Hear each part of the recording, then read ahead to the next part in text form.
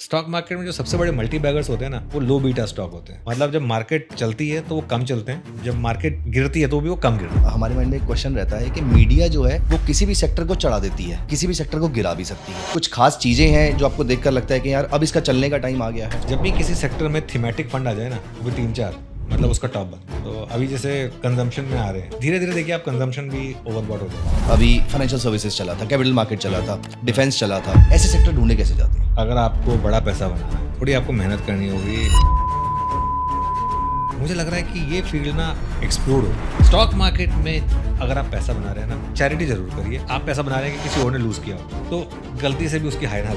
एक controversial question, आप चाहें तो डिक्लाइन भी कर सकते हैं। हम में से ज्यादातर लोगों को ये लगता है कि मीडिया वालों के पास तो पहले से पूरी इन्फॉर्मेशन अवेलेबल होती है और वो उसका फायदा उठा लेते हैं। देखिए क्या होता है, इंडियन फाइनेंशियल मीडिया की एक सेलिब्रेटेड पर्सनालिटी हमारे साथ है, अनुज सिंघल सर। बाजार पिछले कुछ दिनों से ट्रेंड बदलने के संकेत दे रहा है। लर्न फ्रॉम हिस्ट्री, कोशिश करिए लॉन्ग पोजीशन कैरी करने की इस मार्केट में। पिछले 3 दिनों में उम्मीद की एक किरण झलकी है।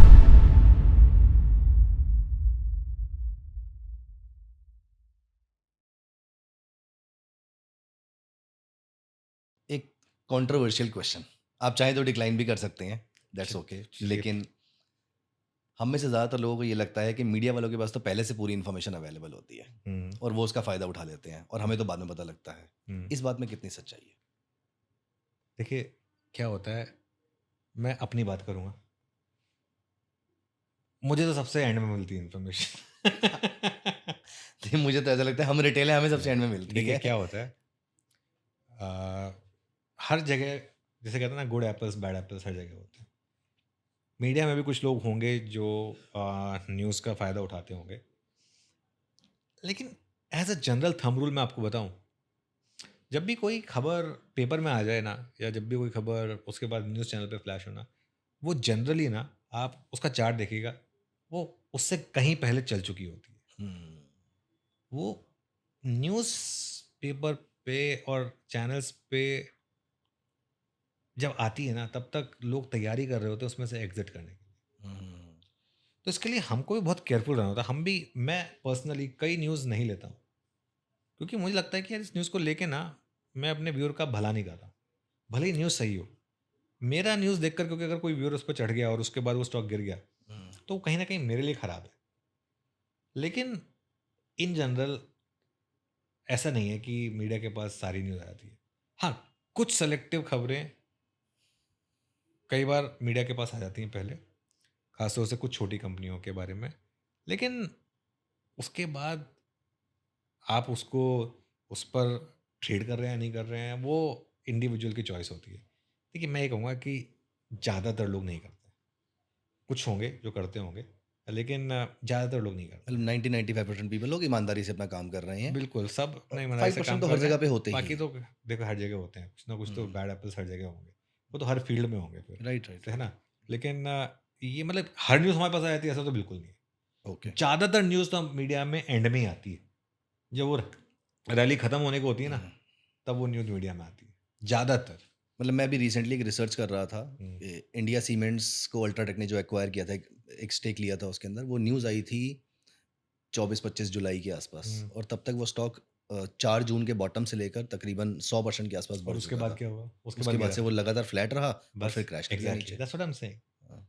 तो तो एज अ रिटेलर मुझे लग रहा है कि किसी के पास तो वो न्यूज़ ऑलरेडी हंड्रेड अवेलेबल थी, परसेंट किसी के पास जरूर होगी, लेकिन बट वो मीडिया नहीं था। मीडिया नहीं है। वो मीडिया नहीं है, वो जेन्युइन रियल इनसाइडर्स जो होते हैं ना, हम्म, वो होते हैं।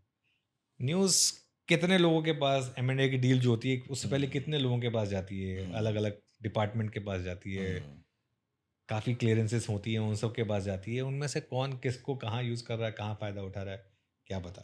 लेकिन एक चीज़ मैं आपको बताऊँ, मीडिया पे जब न्यूज़ आती है जनरली, तो वो उस लेग का लास्ट होता है जनरली। सेकंड लास्ट होता है। हाँ, सेकंड लास्ट लास्ट तो मैं होता हूँ। लास्ट तो हम रिटेल होते हैं। हाँ, बट हाँ, मतलब मतलब ऑलमोस्ट सेम टाइम पे आती है, आपका ये कहना है। बिल्कुल, बिल्कुल। ज़्यादातर व्यूअर्स हमारे जो हैं या फिर मैं भी, हमारे माइंड में एक क्वेश्चन रहता है कि मीडिया जो है वो किसी भी सेक्टर को चढ़ा देती है, किसी भी सेक्टर को गिरा भी सकती है। चढ़ाती है, नहीं चढ़ाती, चढ़ा तो सकती है एटलीस्ट। वो एक नैरेटिव ड्राइव तो कर सकते हैं। और आप रिसर्च करते आए हैं और अभी भी आप रिसर्च करते हैं, तो आप किसी सेक्टर का एनालिसिस कैसे करते हैं? एज़ इन के कुछ खास चीज़ें हैं जो आपको देखकर लगता है कि यार अब इसका चलने का टाइम आ गया है? जैसे फॉर एग्जांपल शुगर सेक्टर जो है वो सिक्लिकल होता है, कई सालों के बाद चलता बिल्कुल, है। आपको कब बिल्कुल। लगता है कि वो चलने का टाइम आ रहा है? देखिए, मैं ना मेरी जो एक सबसे बड़ी पॉलिसी रहती है ना, वो होती है ओनरशिप। हुँ, जैसे फॉर एग्ज़ाम्पल अभी 1 साल पहले की बात है, मैं ये देख रहा था कि पूरे इंडिया के ऑटो सेक्टर का मार्केट कैप अगर आप कंबाइन कर दें, तो वो किसी एक फैंसी सेक्टर की एक कंपनी से भी कम था। वो नो ब्रेनर था उस समय कि आपको बाय करना चाहिए। सेम हुआ था रियल एस्टेट में 5-6 साल पहले। पीएसयू बैंक्स में हुआ था 1 साल पहले हुँ, करीब। मेटल्स में हो रहा है इस समय फॉर एग्ज़ाम्पल। अभी तो लोगों को रियलाइज़ ही नहीं हो रहा है कि मेटल्स में कितनी बड़ी रैली बाकी है। हुँ, तो जिस तरीके की अंडर ओनरशिप यहाँ पर है और जिस तरीके से, तो आई थिंक अंडर ओनरशिप मेरे लिए सबसे बड़ा ट्रिगर होता है। जहाँ पर भी जैसे कहते हैं ना कि जिसके मीम बनने लगे ना, वो हुँ, सेक्टर चलने को तैयार है हुँ, या वो स्टॉक चलने को तैयार है।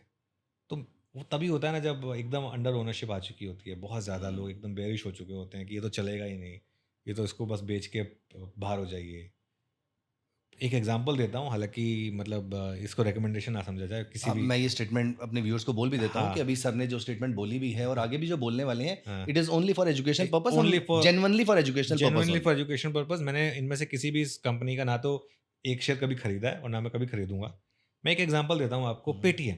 हुँ, पेटीएम पे वो जब आरबीआई की रिस्ट्रिक्शन आई, सबने कितना वो स्टॉक 2100 वाला वो आईपीओ वाला स्टॉक ₹250 या ₹300 हो गया और उस पे लोग उस समय बेरिश हो गए हुँ, कि अब तो बस ये खत्म हो गया। उस समय पे मुझे अच्छे से याद है, मैंने एक इंटरव्यू किया था, समीर अरोड़ा का इंटरव्यू किया था मैं। उन्होंने कहा था कि मुझे तो बहुत अच्छे रेट पे अच्छा स्टॉक मिल रहा है, तो उस समय तो मुझे उल्टा लेना चाहिए बल्कि स्टॉक। तो ये जब इस तरीके की अंडर ओनरशिप हो जाती है ना, तब आपको स्टॉक को बाय करना चाहिए। Same works on the other way around also. जैसे जब बहुत ज़्यादा हर कोई, जैसे रेलवे एक समय में एकदम से 20 गुना स्टॉक हो गया, उसके बाद सब चेज़ करने लगे उसको। हुँ, जब भी किसी सेक्टर में थीमेटिक फंड आ जाए ना, हुँ, वो भी 3-4, मतलब हुँ, उसका टॉप बन गया। हुँ, तो अभी जैसे कंज़म्पशन में आ रहे हैं थोड़ा-सा, धीरे-धीरे देखिए आप कंज़म्पशन भी ओवरबॉट हो जाएगा। अभी टाइम है थोड़ा, अभी थोड़ी-सी और टाइम बाकी है इसमें, लेकिन हो जाएगा थोड़ा टाइम में। चलो मैं कुछ कुछ और चीज़ें हैं जो मेरी पर्सनल मेरे माइंड में कुछ डाउट्स हैं। आप मैनेजमेंट के इंटरव्यूज़ करते हैं, तो हम वापस रिसर्च की तरफ चलते हैं। आप उनको रिसर्च कैसे करते हैं? क्योंकि आप तो मैनेजमेंट से मिलते हैं, हुँ, तो मैनेजमेंट को आप समझते कैसे हैं? उनके बात करने के तरीके से, वो क्या बोले? क्योंकि हर मैनेजमेंट जब आके बोलता है, वो हाँ। कभी कोई नेगेटिव तो बोलता नहीं है अपने बारे नहीं, में। उसमें तो देखिए हम ज़्यादातर जो है वो रिसर्च फिर मैं अपनी रिसर्च टीम को बोलता हूँ मुझे देने के लिए। हुँ, क्योंकि सच बताऊँ तो उसके बाद उतनी बैंडविड्थ मेरे पास होती नहीं है। या फिर थोड़ा-सा सहारा मैं ले लेता हूँ ब्रोकरेज रिपोर्ट्स का, और आजकल एक बहुत अच्छा फीचर आ गया है चैट जीपीटी का। हुँ, मैं एआई बहुत यूज़ करता हूँ। मैं एआई के पास जाता हूँ, मैं बंदे का प्रोफ़ाइल और कंपनी का प्रोफ़ाइल वगैरह बोल देता हूँ। मुझे बताओ कि इस बंदे से इस एनवायरनमेंट में सबसे प्रेसिंग क्वेश्चन्स कौन से होंगे? वो 5-6 सवाल मिल जाते हैं, उसमें काम हो जाता है अपना। ठीक है। सर यहाँ पर आप सेबी के साथ भी बहुत लंबे टाइम से टच में रहे हैं। हुँ, एक बार एक डिस्कशन मैं करना चाहता हूँ, आज की हमारी जो डेरिवेटिव्स मार्केट है, एफ-एन-ओ मार्केट है इंडिया में, पिछले कुछ सालों में बहुत अच्छी डेवलप हुई है, जिसके बहुत अच्छे बेनिफिट्स भी मिले हैं इंडियन मार्केट्स को और इसके कुछ ना कुछ हमें ड्रॉबैक भी देखने को मिले हैं। What are your thoughts on the Indian derivative market? मैं उसके बाद उसके डिटेल में क्वेश्चंस पे पूछूंगा, लेकिन पहले मैं आपका प्रिमिटिव थॉट लेना चाहता हूँ कि आपका थॉट है क्या इंडियन डेरिवेटिव मार्केट को लेकर compare to the global markets और डेवलपमेंट, या बहुत ज़्यादा ओवर कर दिया है हमने? क्या है आपका थॉट? पता है इश्यू क्या हो गया है? आई थिंक हमारे यहाँ पे ना, और ये इन जनरल सिर्फ डेरिवेटिव्स की बात नहीं है। हमारे यहाँ पे ना मिडवे रास्ता नहीं ढूँढ पाते। हमारे यहाँ या तो ये या ये। या तो हम दुनिया की सबसे बड़ी डेरिवेटिव मार्केट बन गए, हम उसमें खुश हो रहे हैं। हम्म, या फिर हमने एक डिसाइड कर लिया एकदम से कि बस अब इसको बंद कर दो।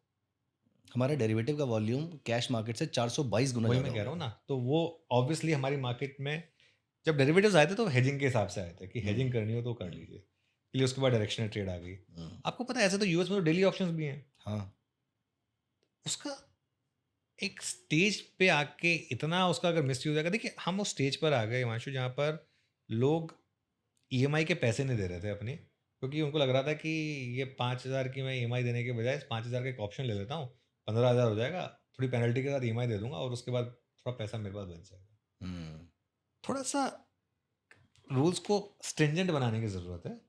थोड़ा-सा ये करने की ज़रूरत है कि आप एक्सपायरी आप F&O ट्रेड तभी करेंगे अगर आपका एटलीस्ट इतना नेटवर्थ होगा। ये सब थोड़े से फ़िल्टर लाने की ज़रूरत है मेरे ख़्याल से। हमने कुछ ज़्यादा ही डेमोक्रेटिक बना दिया है कि कोई भी पार्टिसिपेट कर सकता है। आज की डेट में मतलब, और मुझे तो, मैं सच बताऊँ तो मुझे किसी ने एक बार भेजा था कि सर मेरा 12 साल का लड़का है, आपका फ़ैन है, वो आपको देखकर ट्रेडिंग करता है। मैंने कहा कि प्लीज़ उसको 2 थप्पड़ लगाइए पहले तो मेरी तरफ से, उसको बोलिए अपने पढ़ाई पे ध्यान दे पहले तो। मतलब ये कोई, उसमें मुझे कोई खुश होने की ज़रूरत नहीं है। मैंने कहा कि ये पहले अपना पढ़ाई पूरी कर लो, उसके बाद करो, और करना ही है तो इन्वेस्टमेंट करो।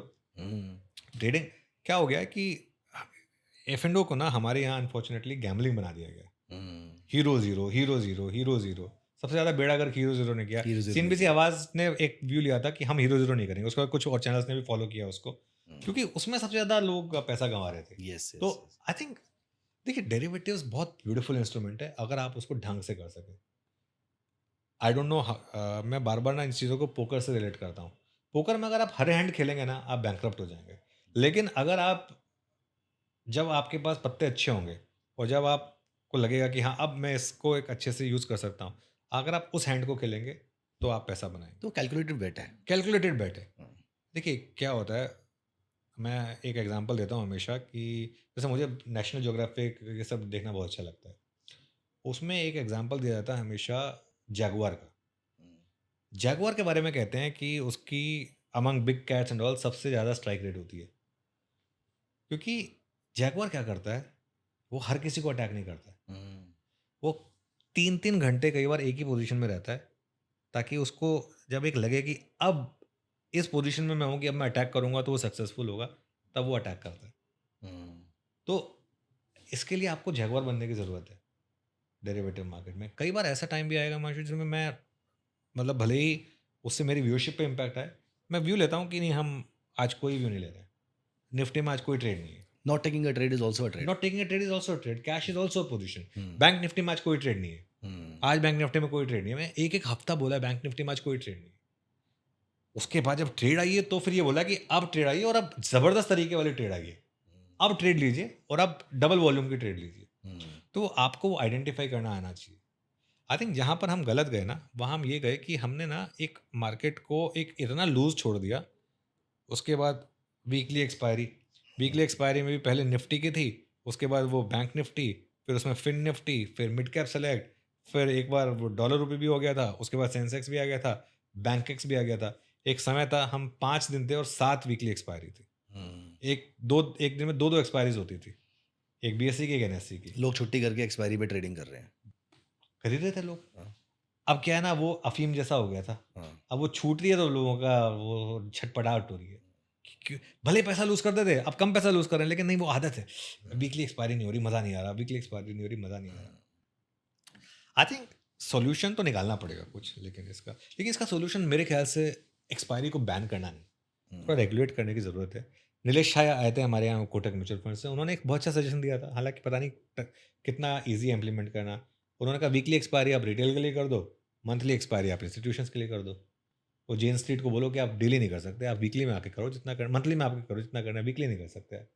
या तो ऐसा कोई सोल्यूशन निकाल लें, या एक ऐसा सोल्यूशन निकाल लें, एक नेटवर्क सर्टिफिकेट या एक ऐसा कुछ जिससे वो हो, ताकि आप कम से कम एक वो तो लेकर आएँ। तो उसके बाद वैसे कई ब्रोकर्स रखते हैं ये, लेकिन उसका कितना इन प्रिंसिपल फॉलो हो रहा है या नहीं हो रहा है, ये थोड़ा सा टफ है गेज करना।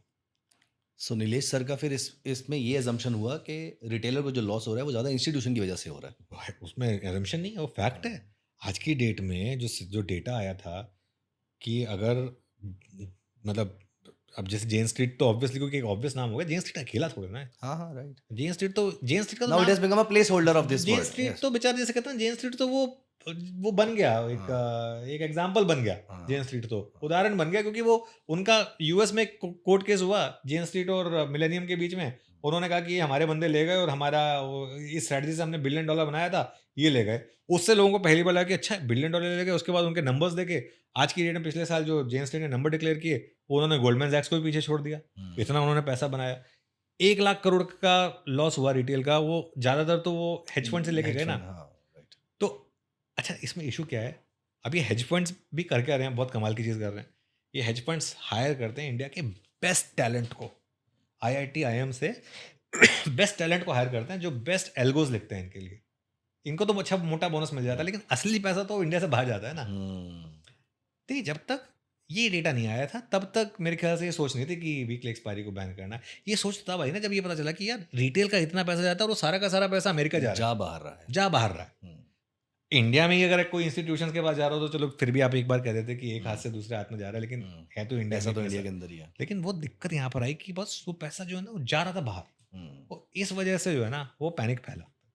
और मुझे लगता है ये मामला जो है ना ये कहीं ना कहीं इसमें थोड़ा सा ऊपर से भी प्रेशर है कि नहीं थोड़ा सा इसको कम किया जाए। और बहुत ज़्यादा हो गया था पार्टिसिपेशन। जैसे आपने हीरो जीरो ट्रेड बोला, हाँ, हर कोई हीरो जीरो ट्रेड कर रहा है, कोई लॉजिक नहीं है उस कोई चीज़ लॉजिक का। नहीं है, क्या करें। व्हाट्सएप चैनल, टेलीग्राम चैनल, हाँ, इतना बेड़ा गर्क किया है इन सब चैनल्स ने। यहाँ पर अनरजिस्टर्ड लोग आके चैनल पर ज्ञान कोई भी देते कुछ भी हैं। बोल रहा है, कोई भी कुछ भी बोलता बिना है, लाइसेंस के कुछ भी कुछ बिना भी बोल रहा है। लाइसेंस के, हाँ। बिना लाइसेंस के दिन के 20 स्टॉक बता रहे हैं लोग। और जो लाइसेंस रिसर्च एनालिस्ट है वो बोलने से डर रहे हैं। लाइसेंस वाले लोग डर रहे हैं, लाइसेंस वाले ही डर रहे बिना हैं। लाइसेंस वाले आके चौड़ा होके बोल रहे हैं हाँ। 20-20, 25-25 स्टॉक। मुझे कहीं पर बोलने से पहले मैं 4 बार सोचता हूँ कोई ऐसी स्टेटमेंट ना बोल दूं कि कहीं सेबी की नजर में ना आ जाए। मेरे को तो वो चाहे सच जानती भी बताऊं तो मैं तो कई बार अपनी लीगल टीम से पूछता हूँ कि ये मुझे इतना बोलना अलाउड है या नहीं है। सही बात है। मैं कई दूसरे चैनल पे देखता हूँ वहां पर लोग आके स्टॉप लॉस, टारगेट, और मुझे हैरानी होती है कि कैसे ये लोग कर लेते हैं।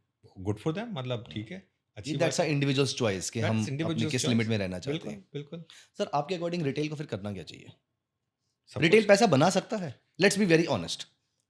देखो एक बात बताऊं मैं आपको, 10% ट्रेडर पैसा बनाते हैं, ये सेबी की रिसर्च कहती है।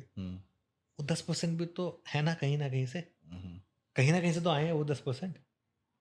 और एक बात बताऊं मैं आपको, नहीं वो 10% में तो इंस्टीट्यूशंस भी तो नहीं नहीं नहीं, इंडिविजुअल ट्रेडर्स की बात हो रही है। अच्छा हाँ इंडिविजुअल वो इंडिविजुअल ट्रेडर्स की बात हो रही है। राइट। तो 10% भी इंडिविजुअल ट्रेडर पैसा बना रहे हैं ना। हाँ और 10% जब मेरे भाई लोग IIT की प्रिपरेशन करते थे, IIT का सक्सेस रेट पता कितना होता है? आधे % से भी कम होता है।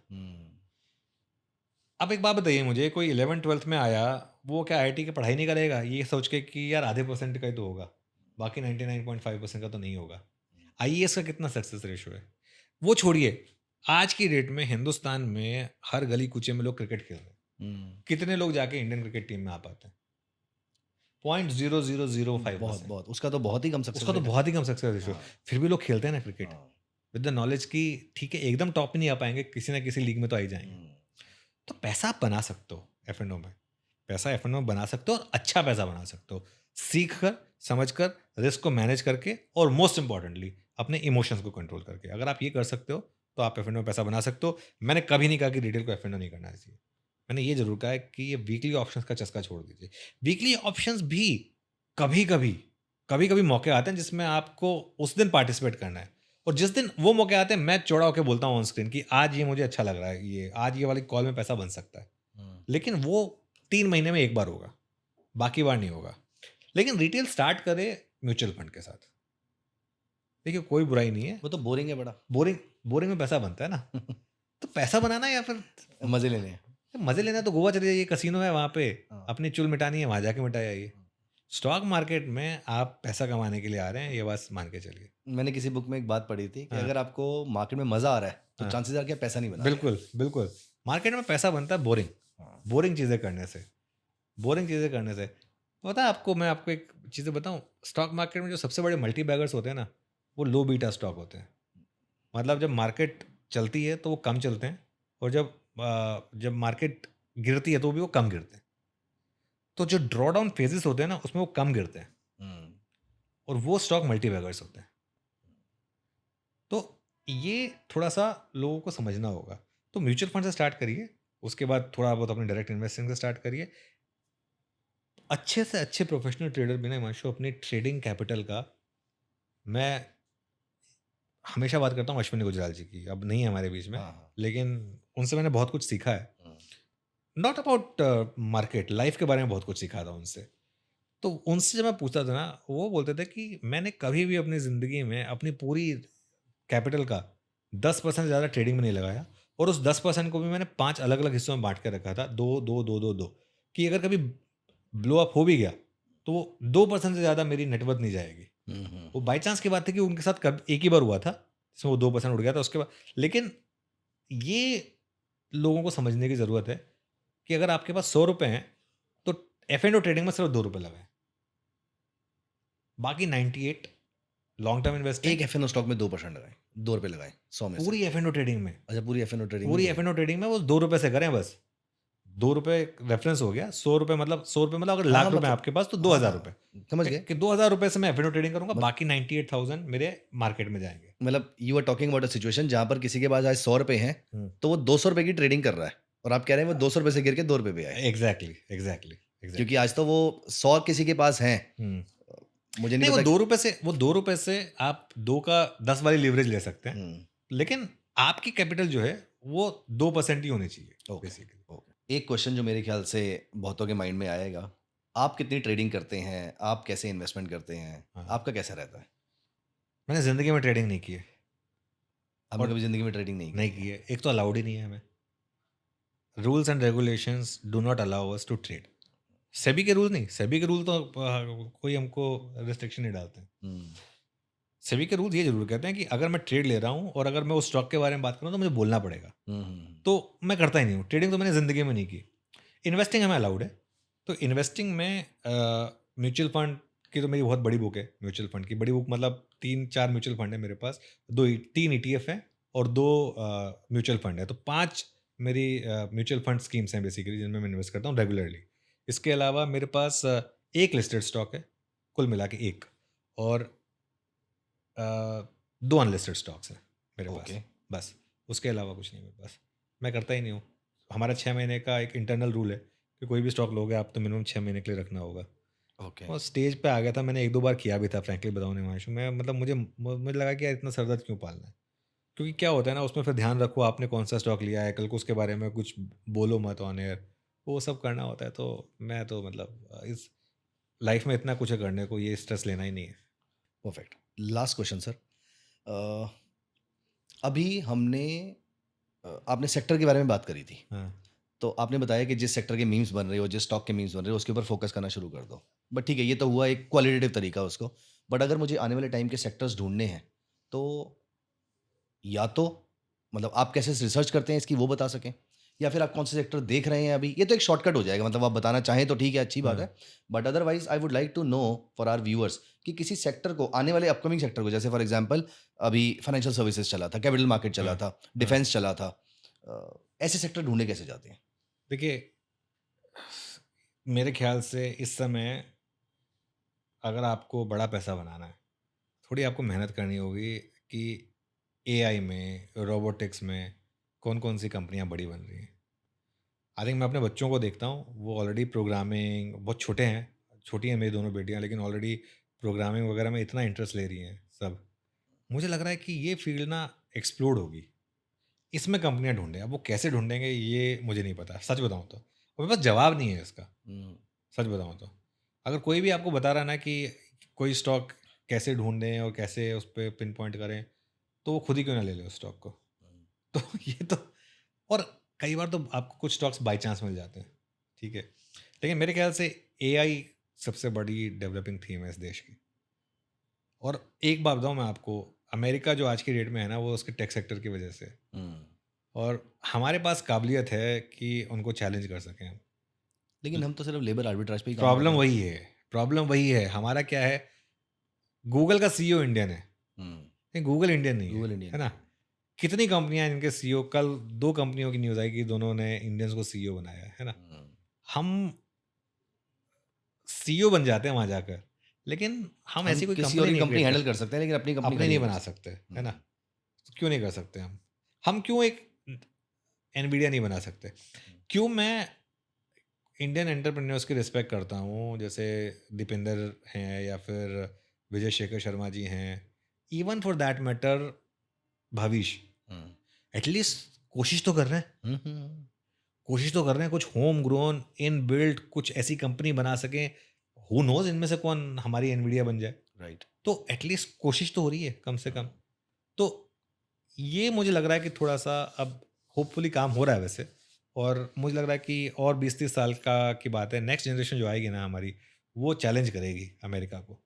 उसमें हम फिर हमारी भी कंपनियां होंगी, हमारी भी एनवीडिया जैसी कंपनी होगी आगे जाते हुए। बट हमारा कंपटीशन तो आज चाइना से सॉरी और यूएस से चाइना और बड़ा इंडिया, कंपटीशन चाइना होता जा चाइना रहा और है हमारा। इंडिया, चाइना और इंडिया। क्यों डोनाल्ड ट्रंप इस समय इतने ज़्यादा अग्रेसिव हो गए इंडिया और चाइना को लेकर? हम्म, वो डोनाल्ड ट्रंप कोई क्रेजी इंसान नहीं है, वो हम्म, बहुत स्मार्ट और बहुत ही इंटेलिजेंट इंसान है वो। he's ऐसे a ही कोई pure यूएस का 2 बार capitalist. प्रेसिडेंट नहीं बन he जाता। is a pure capitalist वो also. विजनरी हैं, उनको दिख रहा है कि अब अगर हमने ये नहीं किया तो ये इंडिया और चाइना हमसे आगे निकल जाएंगे। हम्म, चाइना तो शायद निकल भी गया है आगे कई फील्ड में हाँ उनसे। चाइना वो तो इसके लिए वो एकदम से इतना, इवन जीडीपी बाय पीपीपी देखें तो वो चाइना उससे बहुत आगे है तो US से। इसके लिए तो वो एकदम से इतना पैनिक कर रहे हैं और इस तरीके की बातें कर रहे हैं। लेकिन बस ये है कि थोड़ा सा चाइना के पास हमारे मुकाबले एक एडवांटेज है चाइना में डेमोक्रेसी नहीं है। हम्म, देखिए डेमोक्रेसी के फायदे भी होते हैं, डेमोक्रेसी डेमोक्रेसी बहुत के अच्छी चीज है नुकसान लेकिन भी, उसके कुछ कुछ कुछ कुछ नुकसान भी होते हैं उसमें। हाँ, अभी चाइना ने डिसाइड कर लिया फॉर एग्जांपल कि ये यहाँ पे ये फैक्ट्री बनेगी, ये बनाएगी, तो उसको कोई रोक नहीं कोई सकता। रोकने नहीं वाला है यहाँ पे तो क्या है कि वो हो ही नहीं सकता। हम्म, तो लेकिन उसको हमारे मतलब frankly I would always prefer a democracy undoubtedly, over undoubtedly, because we have always lived exactly in that environment. लेकिन कई चीजों में वो आपको थोड़ा सा फेवर दे जाती है, जैसे वो ये चाइना डेमोक्रेसी है कि हम यहाँ पर आके डेमोक्रेसी के बारे में कुछ भी बोल नहीं पा एब्सोल्युटली रहे हैं। एब्सोल्युटली। वो वरना कहते हैं वहाँ ना पर कि कोई नहीं- वो कहते हैं ना कि if you can come and say that you are living under a fascist rule without getting arrested, then you are not living under a fascist rule. Absolutely. Simple चीज Yes, है ना? yes, yes. Okay sir, retail के लिए आपने इतने सारे lessons दिए हैं, बट अभी लास्ट में और कुछ आप अगर रिटेल के लिए बताना मैं चाहें। आपको अपनी लाइफ की सबसे इंस्पायरिंग स्टोरी बता देता हूँ जिससे मुझे बहुत फ़ायदा हुआ। मल्टीबैगर आपको कहीं भी मिल सकता है, कैसे भी मिल सकता है। मैं मुंबई आया था 2004 में, मैंने आपको बताया था। रेंट पे रहता था मैं और मेरा बेस्ट फ्रेंड दोनों आए थे, तो हम दोनों ने कहा कि साथ में रहेंगे। 8,000 रुपये का रेंट होता था तो एक दिन की बात है, फ्राइडे को मैं शाम को कुछ था नहीं मेरे पास करने को फ्राइडे शाम को, और मैं थोड़ा सा डिप्रेशन में फील कर रहा था किसी रीज़न से। तो मैं नीचे जाके अपनी बाइक पे बैठा था आराम से और बैठा हुआ था। तो मेरा वॉचमैन आया मेरे पास। मैं वॉचमैन आया, कहता अरे सर फ्राइडे है, कहीं घूमने नहीं गए? मैं कहा नहीं यार, कोई मतलब कोई दोस्त मिला ही नहीं जिसके साथ जा सकूँ, तो आज ऐसे ही अकेला बैठा हूँ। तो फिर उन्होंने कहा कि अच्छा सर अभी आप कितने साल और यहाँ रहेंगे मुंबई में? मैं कहा मेरे को लग रहा है मैं यहीं रहूँगा। मुंबई तो ऐसा शहर है जिसमें या तो आप पहले महीने वापस चले जाएंगे या फिर अगर आप 5-6 महीने रुक गए उसको वापस नहीं जा पाएंगे। मैं कहा मैं तो यहीं रहने वाला हूँ। बोले तो फिर आप रेंट पे कब तक रहेंगे? आप घर ले लो। ये घर तो बहुत महंगा आएगा। बोले नहीं, आप एक काम करो ना, आप ये सामने वाली बिल्डिंग देख रहे हो, इसमें घर ले लो। मैं कहा तो खंडर है, 30 साल पुरानी बिल्डिंग है।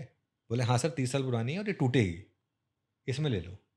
अब बोलो टूटेगी? मैं कहा तू क्या बात कर रहे हो यार, टूटेगी और मैं क्यों ले लूँ उसमें घर? बोले सर टूटेगी से मेरा मतलब है कि कोई बिल्डर आएगा, वो इसको लेगा और इस पर बड़ी बिल्डिंग बनाएगा, तो आपको बड़ा पैसा मिलेगा उससे या बड़ा घर मिलेगा उसमें। मैं कहा अच्छा ऐसा भी होता है? बोले हाँ सर।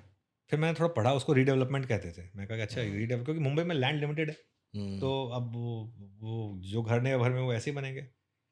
तो मैं वाकई में अगले दिन एक ब्रोकर के पास गया, मैंने बोला इस बिल्डिंग में मुझे घर चाहिए, कितने में मिलेगा? तो उसने बोला, उसने पता करके बताया, उसने कहा कि ये 26-27 लाख का एक घर आएगा। तो मैंने कैसे भी मेहनत करके थोड़ा सा भाई से पैसा लिया, थोड़ा पापा से पैसा लिया, और जो इनिशियल टाइम पे और लोन लिया मैंने, और उसके बाद मैंने वो घर ले लिया। बाई चांस की बात है कि वो 1 साल में रीडेवलपमेंट में चला गया, और जिस प्राइस से मैंने खरीदा था उसके 3 गुना प्राइस पे रीडेवलपमेंट में चला गया। और बस वो एक मुझे लेसन मिला कि आपको कहीं से भी, किधर से भी, अगर आप अपने आइज़ एंड ईयर्स ओपन रखेंगे तो मल्टीबैगर आइडिया कहीं से भी मिल सकता है। तो इस चीज़ को ध्यान में रखें, ये हम सबको याद रखनी चाहिए स्टोरी सबको का। याद रखें। और मुझे जो आपसे सीखने को मिला है वो ये है कि मार्केट जब सबसे ज़्यादा पेसिमिस्टिक सिनेरियो में चल रही हो वहाँ पर बाय किया जाए। तो आई मीन जो वॉरेन बफेट का भी कोट कहता है बिल्कुल कि बिल्कुल be greedy when others are fearful. 100%। आप उठा के देख लीजिए, आप ना निफ्टी का चार्ट बना के देखिए, और आज की डेट में ना वो जो 2008 की ब्लिप है ना, वो आपको दिखाई भी नहीं देगी। छोटी सी है वो। छोटी सी दिखती है इतनी। हाँ, उस समय वो बार इतना बड़ा होगा, हाँ। है ना? 20 साल के बाद वो इतना दिखेगा। अभी क्योंकि कोविड वाला इतना दिख रहा है, हाँ, लेकिन 20 साल के बाद वो हाँ, छोटा सा ही लगेगा। एग्जैक्टली। हाँ, तो वो बस वो उस समय जो बड़ी रेड कैंडल बनती है ना, वहीं पे लेने में मजा आता है फिर, प्रोवाइडेड आपका व्यू फिर लॉन्ग टर्म का हो। हाँ, ऑब्वियसली ट्रेडिंग के पॉइंट ऑफ व्यू से नहीं, ट्रेडिंग इन्वेस्टमेंट के पॉइंट ऑफ व्यू से। हाँ। ठीक है सर, लास्ट कुछ वर्ड्स अगर आप हमारे व्यूअर्स को कहना चाहें, रिटेल इन्वेस्टर्स हैं सभी के सभी लोग, उनके लिए अगर आप कुछ कहना चाहें तो। बिल्कुल, देखिए there is no substitute to hard work. Stock market में कोई मैजिकल पिल नहीं है। पिछले 4 साल में जो रिटर्न्स बने हैं उनसे बहुत ज़्यादा ये ना सोचें कि मार्केट ऐसे ही रिटर्न देगा, वो आपने देख ही लिया होगा पिछले 1 साल में। सितंबर 2024 से हमने देखा। हाँ, सितंबर एक साल हो 2024 से गया। आपने देख लिया, 1 साल हो गया आज मार्केट में नेगेटिव रिटर्न है, ठीक है? और ये तो कुछ भी नहीं है। हो सकता है कि आपको कई बार 20-25% का नेगेटिव रिटर्न भी देखने को मिले। आपने तो अपनी लाइफ में, अपने करियर में आईपीओ से वापस जाते हुए देखे 3 होंगे। मैं कह रहा हूँ 3-4 बार देखे हैं ऐसे। हाँ। तो थोड़ा-सा ये करें, पैसा अगर मार्केट में बनाएँ और बड़ा पैसा बनाएँ, तो कभी घमंडी ना हो। ये मार्केट की वजह से बना है। हमेशा बोलें मार्केट थैंक गॉड आपकी वजह से पैसा बन गया। पैसा आप लूज़ करें तो अपने आप को ज़्यादा दोष मत दें, मार्केट ही ख़राब है। तो एक चीज़ समझ लीजिए, आप स्टॉक मार्केट में पैसा बनाएंगे ना, 90% टाइम वो ना आपकी स्किल से ज़्यादा मार्केट कंडीशन की वजह से बनेगा। तो इसके लिए कभी भी घमंडी मत हो अगर आपने बड़ा पैसा बना लिया तो। और ग्रीड एंड फियर, इसको कंट्रोल में रखना सीखिए। ये कुछ जो रूल्स बने हुए हैं ना, ये सालों से चलते आ रहे हैं। चाणक्य के रूल आज तक चल रहे हैं। राइट। भगवान राम के जो रूल्स थे, जो उन्होंने बनाए थे, वो आज तक चल रहे आज हैं, तक चल रहे हैं। है ना? वो कहाँ चेंज होने वाले हैं? लेकिन वो हम आगे जब नए वही- ट्रेडर जब मार्केट में आते हैं, हमें लगता है कि we are writing a new story now. तो फिर वो हम स्टोरी का हिस्सा बन जाते हैं राइट राइट कुछ टाइम के बाद। राइट। तो यही है, दूसरों के लेसन से सीखें। कभी अगर कोई लॉस मेकिंग ट्रेड करे ना, उसका एक जर्नल जरूर बनाए कि आज मैंने क्या गलती की, किस वजह से लॉस हुआ। अगली बार एटलीस्ट वो गलती मत करिए। अगली बार हम एक नई गलती करेंगे, कोई नई गलती करें, लेकिन वो गलती मत करिए कम से कम। तो बस इन चीज़ों का ध्यान रखें। जो भी पैसा बनाए, चैरिटी जरूर करें। 1% करनी है आपकी मर्जी है, 2% करनी है आपकी मर्जी है, 10% करनी है आपकी मर्जी है। ग्रेट। स्टॉक मार्केट में अगर आप पैसा बना रहे हैं ना, चैरिटी जरूर करिए। कारण एक तो स्टॉक मार्केट में अगर आप पैसा बना रहे हैं, इन मोस्ट केसेस आप पैसा बना रहे हैं कि किसी और ने लूज किया होगा, तो गलती से भी उसकी हाय ना लगे इसके लिए। और दूसरा, अच्छा होगा अगर आप चैरिटी करेंगे तो किसी का भला होगा। तो इसके लिए These are so generous thoughts. Thank you so much for talking so openly with us, so frankly with us. और मुझे जो पर्सनली आपसे सीखने को मिला है, कुछ चीज़ें ऐसी हैं जो आपने टाइम एंड अगेन याद दिलाती हैं मार्केट्स, लेकिन आपने भी आज याद दिलाई हैं। तो चाहे वो 7 अप्रैल वाला दिन था, 2020 वाला दिन था, 2008 वाला दिन था, ऐसे टाइम पर रिटर्न्स बहुत अच्छे बनते बिल्कुल। हैं। और मार्केट में रिसर्च करके ही पैसा बनता है, मेहनत करके पैसा बनता है, और सिर्फ हीरो ज़ीरो करके पैसा नहीं बनता है। अगर बनता भी है तो शॉर्ट लिव्ड ही होता है वो। हाँ, and at the same time मैंने पर्सनली भी ये चीज़ें सीखी हैं कि आपको जो आपने मुझे बताया कि जिस स्टॉक की बहुत ज़्यादा पिटाई हो रही है, जिस सेक्टर की बहुत ज़्यादा पिटाई हो रही है, वहाँ पर रिसर्च करने पे एटलीस्ट रिसर्च करने की अपॉर्चुनिटी है वहाँ पर। 100%। और एट द सेम टाइम मैंने कोशिश करी है अपने व्यूअर्स के लिए उन मिथ्स को बस्ट करने की, जहाँ पर हमें लगता है कि आप लोगों के पास तो ऑलरेडी बहुत पहले से न्यूज़ आ जाती है, हमारे पास ही न्यूज़ नहीं आती है, और आप और आपके आसपास वाले लोग बहुत सारा उसका बेनिफिट उठा सकते हैं। बट आपने बहुत ही जनरसली इस मिथ को बस्ट किया है। एट द सेम टाइम ना सिर्फ न्यूज़, बल्कि आपने ये बताया कि आपकी ट्रेडिंग भी आप नहीं करते हैं। तो हाँ, हो सकता है कुछ लोग करते होंगे। तो यही मेरा आज की पूरी डिस्कशन का एक मोटिव था कि हम बिल्कुल बेबाक तरीके से बात कर पाएँ और सारी चीज़ें जो हैं वो अपने व्यूअर्स के सामने रख पाएँ, सो दैट दोनों पक्षों की बात सामने आनी चाहिए, सो दैट हम एटलीस्ट हम ट्रांसपेरेंटली अब आपको देख पाएंगे। अभी तो हम आपसे सीखते आ रहे हैं, लेकिन हमें ये लगता था कि आपके पास हमारे से ज़्यादा इन्फॉर्मेशन है। इन्फॉर्मेशन उतनी ही होगी, लेकिन रिसर्च आपकी बहुत ज़्यादा है। ये रिसर्च हम भी कर सकते हैं। थैंक यू माशू, बहुत So- मजा आया आपसे बात करके। Thank you so much sir, thank you so much for being with us today. Finally, and thank you. और मतलब इतने टाइम से हम कोशिश कर रहे थे, फाइनली ये पॉडकास्ट हो पाया। Thank you so much, thank thank you so much. आपका कोई भी अगर क्वेश्चन है तो आप कमेंट्स में ये लिख सकते हैं। We will be very happy answering all your questions. Thank you so much for staying with us. Thank you.